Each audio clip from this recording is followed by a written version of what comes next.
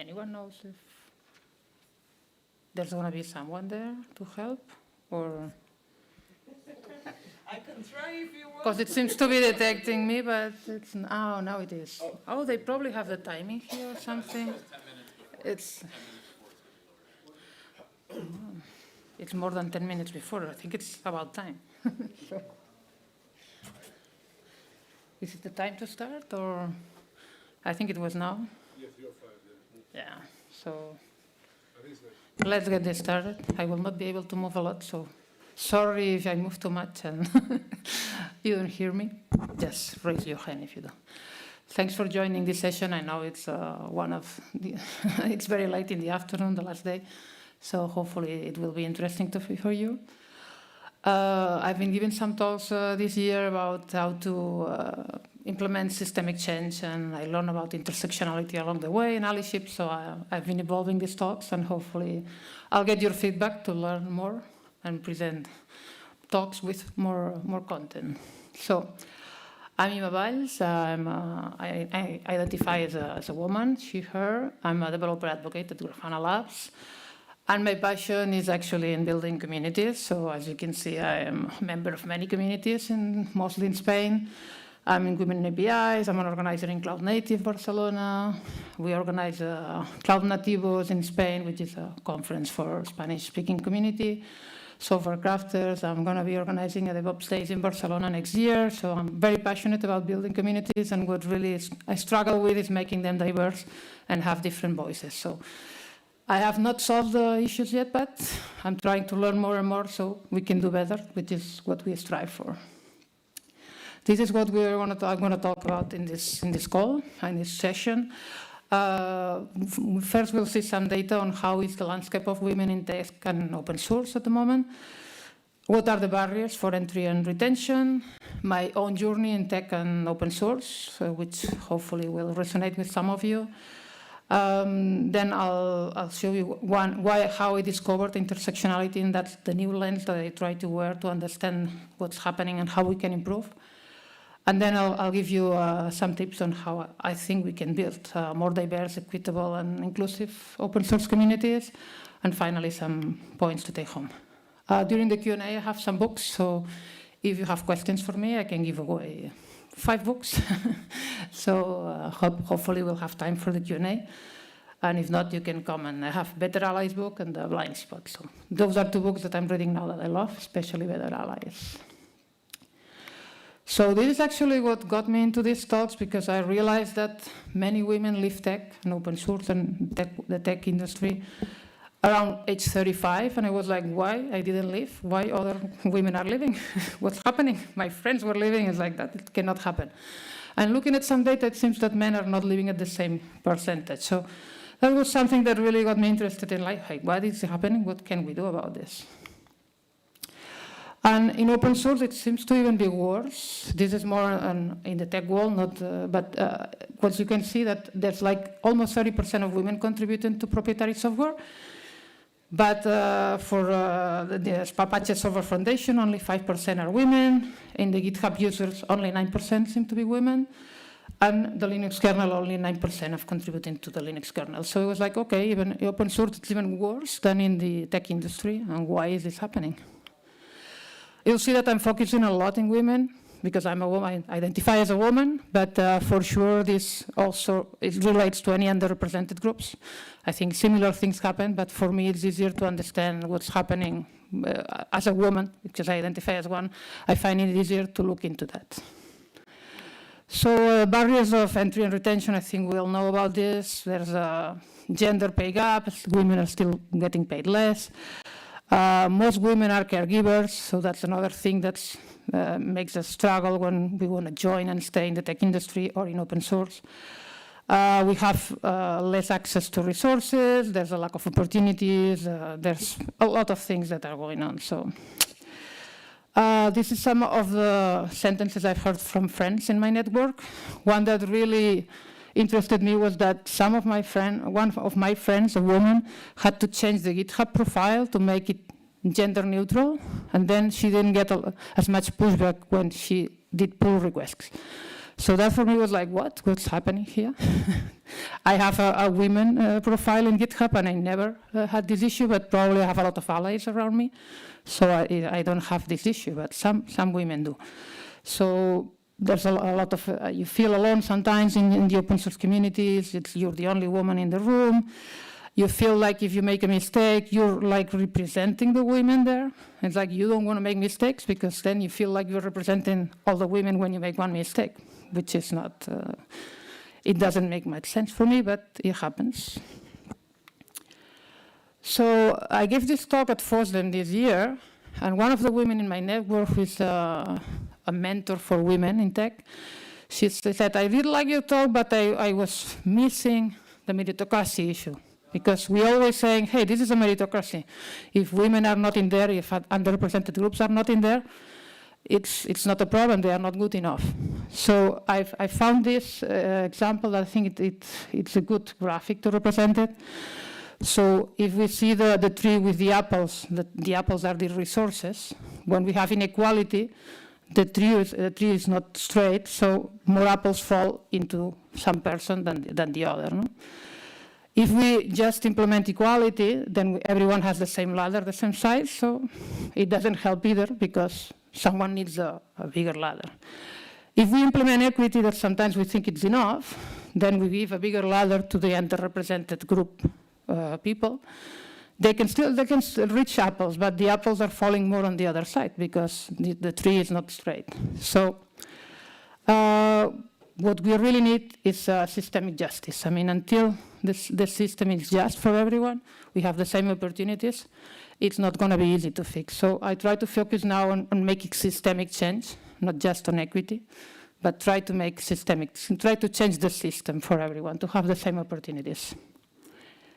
I will go now into my journey in tech and open source, so you can have a little bit of, know me a little bit more. I was born in a very isolated farmhouse full of cats, and we didn't even have electricity. So I come from a rural area where you don't expect people will go to the big city and study engineering.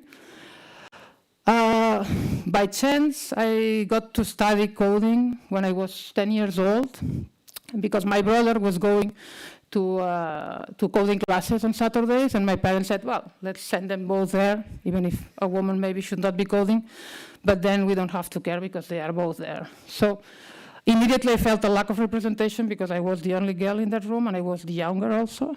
So it was a little bit, I did like it, but I felt like it was not for me. Luckily for me, I was studying at a boarding school with nuns, so our teachers were women. So I had a math teacher and chemistry teacher who was a woman, and for me it was normal then, women can study maths. So I thought, well, maybe I should study maths. At high school, I had actually another teacher who was doing maths. She was a woman, and she told me, no, don't study maths, it is very boring. You should study engineering. So I said, okay, I'm going to study engineering. But that's mostly why I ended up studying engineering. I also had some lack of support, of course. In a rural area, at the time I didn't know that there is bias against that, but my janitor at high school said, why are you going to study engineering? This is not for you. And I was one of the top students in the class, so I was like, why is it not for me? I mean, I have the degree, I have the qualifications to study that. But still I went and studied. And at university, like, it was 20% of women studying engineering at the time, which is probably more than is now sometimes. And of course, it was mostly guys, and the professors were only males as well. So this is the first time I realized I had a lot of privileges. I didn't realize that. My family was middle class. They could pay for me to go to university. I didn't have to work while I was studying, but there was some wildfires in '98 that affected my family. So then I thought, okay, I need to start working. So for me, it was like, okay, people have to work. So for me, it was like the first time I felt, oh, I lost something. I lost the privilege. And I started working while I was finishing my studies. And back at the time, I mean, if you were working and you answered the phone, people would think you were the secretary in the company. So we would have customers call and say, hey, can you pass me with the technical guys? I was like, okay, I don't feel like working today. Oh, there's no technical guy around today. Sorry. And just hung the phone. But yeah, you had to get used to it. I mean, some customers were like, they wouldn't even talk to me when I was the lead in the project, the technical lead. They would talk to the guys that was coming with me as helping me. I would answer a question, but the customer would again ask the guy. They would even send emails to the guy and not to me. And I asked my director at the time, say, hey, what's going on with this company? I mean, they ignore me totally, and I'm the technical lead for this project. I said, well, this is a big customer, you should get used to it, because, you know, if it wasn't a big customer, it would be different, but just deal with it, okay? So at the time I said, okay, let's deal with it. Also found that at the time, because I was the only woman in the team usually, that has changed now, happily for me. I had to actually change who I was at work. I had to learn about football, talk about football all day, listen to jokes that I didn't like about women, but laugh at that and say, that's fine. But that's interesting for me now, that still 30% of professionals now report they need to hide aspects of themselves today in the workplace, which I would not have expected after 20 years, or 25 years. But still a lot of code switching where you have to change who you are. So one of the other anecdotes I usually like to tell is, I was talking to a friend of mine and was like complaining about, hey, you know, I'm in a group of guys, it's very difficult to work like this. And I said to her, we are all guys in my department.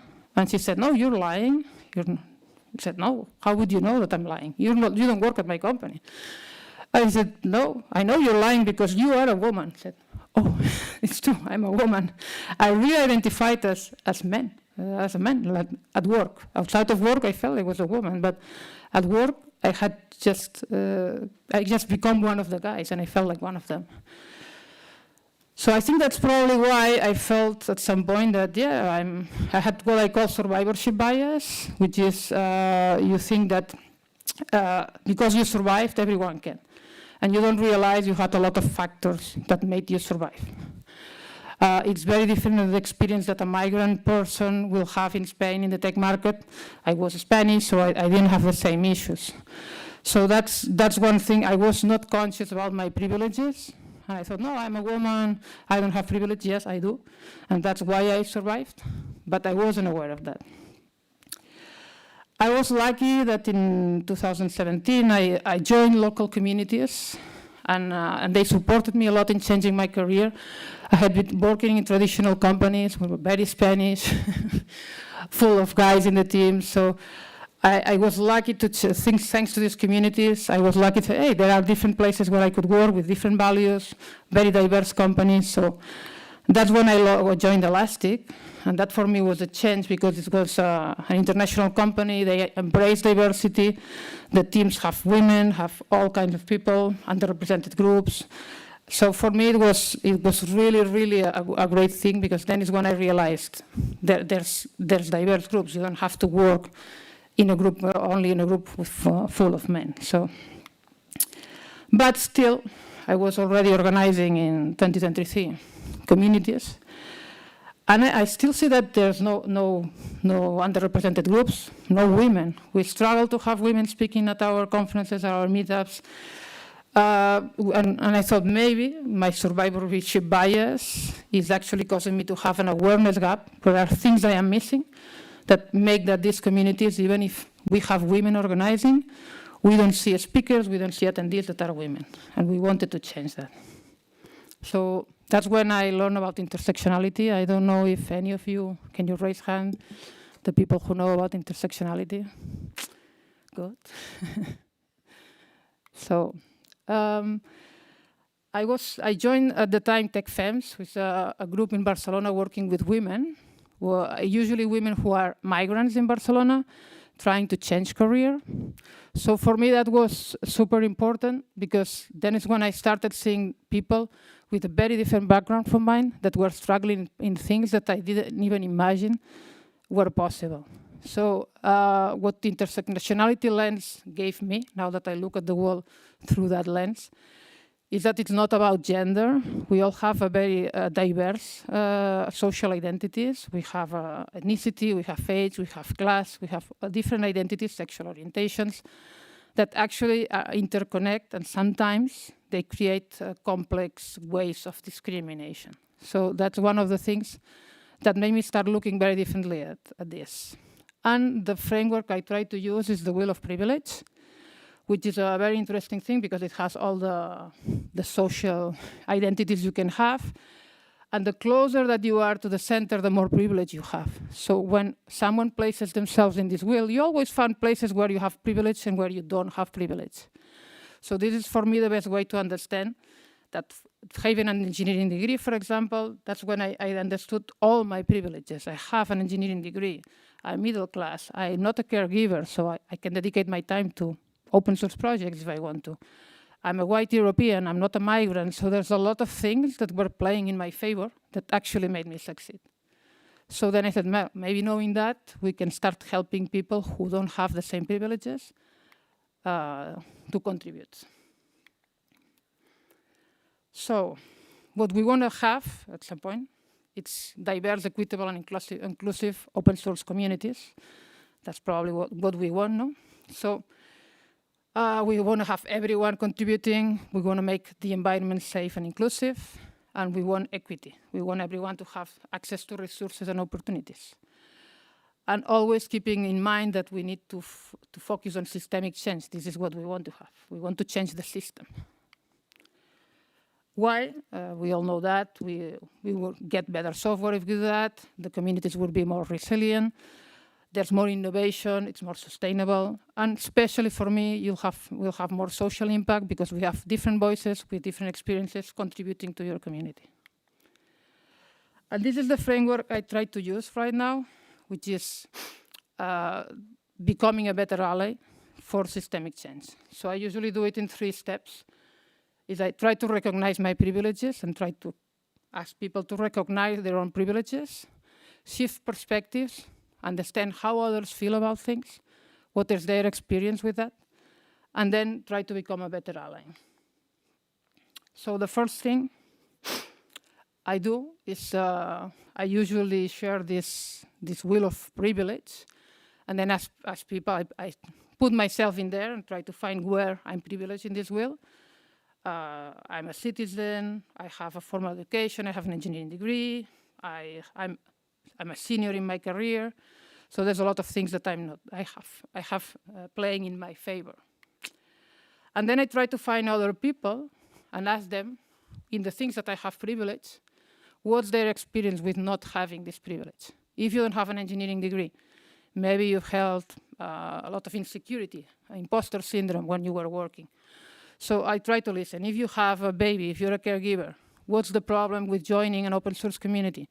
Maybe people tell me, no, because you have the meetings at the time that my babies are having dinner and they have to go to bed, and that doesn't work for me. So then I try to go to our community and say, okay, even the majority wants the meeting at night in the evening. Maybe we have to cater and change that so the underrepresented groups, the caregivers, can actually join the meeting. So I try to understand, not telling them what they need to do because I don't understand what they need to do, but try to change the system around them so we can help them be part of the community. Another thing the second thing I try to do is shift my perspective. No? How can I feel, how can I have empathy with what people are feeling? So still 30% of employees, as we said, have to hide who they are. And more importantly, the LGBTQ community still needs to do code switching to progress in their career, or that's how they feel. They have to hide who they are so they can progress. So that's one of the things, or caregiving employees, they also cannot bring their authentic selves at work because, well, they feel that will cause margination or not progressing in their careers. So in this, what I try to do, and that's a good exercise that we sometimes do in a workshop that we gave, it's try to think of an anecdote where you're trying to explain what a friend, a family member, or someone you did something with that person in the weekend, and you change the gender of that person when explaining this anecdote. And what this brings is usually that you start feeling how difficult it is, and how difficult it is if you have to be in a group, not being able to be yourself, having to hide parts of your identity. For me, for example, I'm estranged from my parents, so it's usually very difficult for me, if I cannot share that people will say, hey, how was your Christmas? Well, I'm doing well, but where did you go? Yeah, I went home. How are your family? Oh, my family are okay. So you feel like you need to either lie or you need to change the subject. So feeling how other people are feeling, then you start also realizing that some people are, they might appear more shy to you, or they might appear that they are not interacting socially as they would, but it's because maybe they are not able to bring their own self to the group that they are in. So I think that helps a lot. To shift perspectives, we all need a lot of empathy. We need to listen, and we need to understand how that feels, which is, with some exercises, it's easier. And finally, I think that this book has helped me a lot, and I have a few to give after the talk. The Better Allies book is actually very good at telling us how we can become better allies to people who have less privilege than us. It's about using our own privileges to help them be where they want to be. So it's very actionable, so it has a lot of very good examples that you can actually understand and use the examples. It's based on actually explaining the different types of ally that we can be. We can be a sponsor, we can be champions, we can advocate, we can be amplifiers. So I do recommend that you read the book if you can. And I'll try to give you some examples of what we can do in communities to actually be this type of allies. If we are a sponsor, for example, this actually came to me, the idea, because at KubeCon this year in London, at the women gathering, some women said, there is a lot of mentorship for women, but what we need is actually sponsorship. Mentoring is about you doing the work, but some things, some barriers, you cannot break yourself sometimes. You need someone in the room, maybe you're not even in that room, who's going to be a sponsor for you, who's going to say, hey, Imma could do a good job doing this, or I support Imma doing that. So maybe they can actually open the door for you to have more opportunities. For me this week, I actually had a great example of this. I started contributing a month ago to the open telemetry documentation, doing some Spanish translations.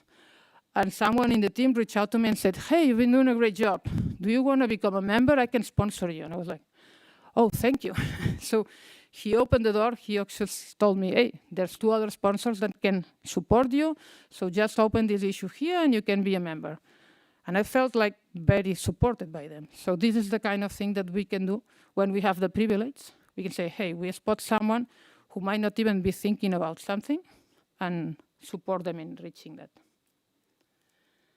Other things we can do, we can be champions or amplifiers. I think we all know about, we sometimes get interrupted, and the represented groups were interrupted a lot. So as a champion and amplifier, what you can do in a conversation is, when you spot that, which is a difficult thing, spotting that, say, hey, redirect the conversation back. This person was saying this, please finish what you were saying. So try to help the person. Other things that happen is sometimes people appropriate of your ideas. So another thing that a champion can do is, or an amplifier can do, is give credit where it's due. If someone said an idea, no one is listening, 2 minutes later, someone says the same, you can say, hey, as she said, this is a great idea. I mean, give back the credit to the person who originally said it, because otherwise you feel invisible. No one heard you.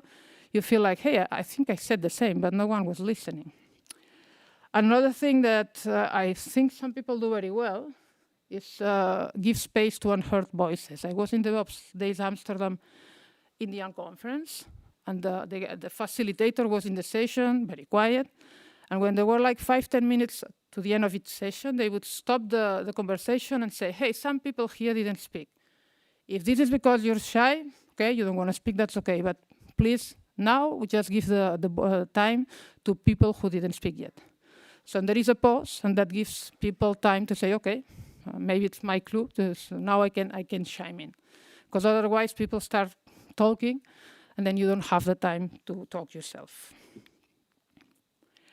Another thing, as an advocate, that I find very interesting, and Liane is the one I love the talk by Liane. She did 2 years ago at this conference. It's that we need to create safer spaces. And an event, a conference should have a code of conduct. And what's more important, it should be enforced, because sometimes this is the problem, that it's not enforced, so people don't even report things. Another thing that I saw that the DevOps Day Amsterdam was doing very well this year is that they have, in the Code of Conduct Committee, they have an external person. So if you want to report someone from the organization, you have someone you can report to, someone external. So things like that is thinking ahead of, hey, how can I make it better? How can I create a safer space for everyone? So I try to go to events and learn a lot from people. Another thing, another role that the book has is the confident. So to be a good confident, I like this book, The Art of Compassionate Listening. I think it's a very interesting one. It has a framework on how to listen, inquire authentically. So it's very good. I mean, it's trying to understand people, to make them feel heard, to validate their experiences, and not judge anyone. And you learn a lot from that. Another thing that if you want to become an upstander, one of the good things I find is learning about inclusive language. Use your pronouns, be culturally sensitive. For me, for example, I was using a lot, I have a blind spot. And now I learned through this language, inclusive language, that blind spot is not a nice word for blind people, of course. So what I say now is I have a gap in awareness, which is the same concept, but it's using a language that it's not going to be problematic for everyone. So it's good to learn this. I mean, we'll always make mistakes. I always make mistakes. So a good thing is I try to do better every time. For example, for pronouns, it's very difficult for me if I know someone who has changed pronouns to remember that. But I keep trying. That's the thing. Keep trying. We make honest mistakes. They are okay with that. But you keep trying. You keep trying to actually recognize this as they say they are. And the one thing I'm mostly doing these days is try to educate myself, try to be a scholar. We all have hidden biases. We like to think we are good people, but even if we are good people, we make mistakes. And it's not about how your intention, it's about how the other people receive it. It's not about you. It's about the impact that you have. One test that is very nice to understand your biases is the implicit association test that you can take. And yeah, also very important, don't expect underrepresented groups to educate you. It's not about going to an underrepresented group and saying, hey, can you give me statistics on that? No, well, find them yourself. I mean, it's not their responsibility to do that. And another thing, which is what I'm trying to do, is share what you learn with everyone so they can give you feedback and you can continue learning because, of course, we're never doing perfect. Especially trying to be an ally, it's a long journey, so it takes time. I promised also in my abstract I would share some of the initiatives. This is only women communities, but there is women in open source, that ladies that FOSS, there's the Google Toolmakers program, so there's a lot of programs that you can find around, especially local communities as well. I find the local communities very welcoming and you get a real good support from them and it's really good vibe. And yeah, I would recommend that for the unrepresented groups that you are interested in, find the groups where you can join and learn. And to take home, this is my favorite probably quotation on allyship from Louis. Louis works at IDERA. It's a very nice company, women founded. They have transgender people. It's a very diverse company. And he is saying it's about allyship. It's about showing up, it's respecting the space, it's being ready to listen. It's not about you being the protagonist there. You're no one. You're just there. You're not the center of attention. You're a sidekick when you're an ally. It's not about you. It's about supporting the others. And sometimes the support is just be quiet, be there consistently, so that you show up always. But you're quiet and you're there to support. So I do like the blog post that he wrote, and I recommend it. So basically, this is the framework I use now. I try to recognize my privileges, learn to identify disadvantages other people have that I was not aware of, shift my perspective, try to understand what that means for them with empathy, and try to be an ally for systemic change, which I believe is what it might be the best way to change the communities and get more representation from different groups. And to finalize, well, I wouldn't be here without all these allies. That's one of the, probably the things I didn't know. I succeeded, I stayed in tech, but it's probably because of so many people that supported me along the way and still support me.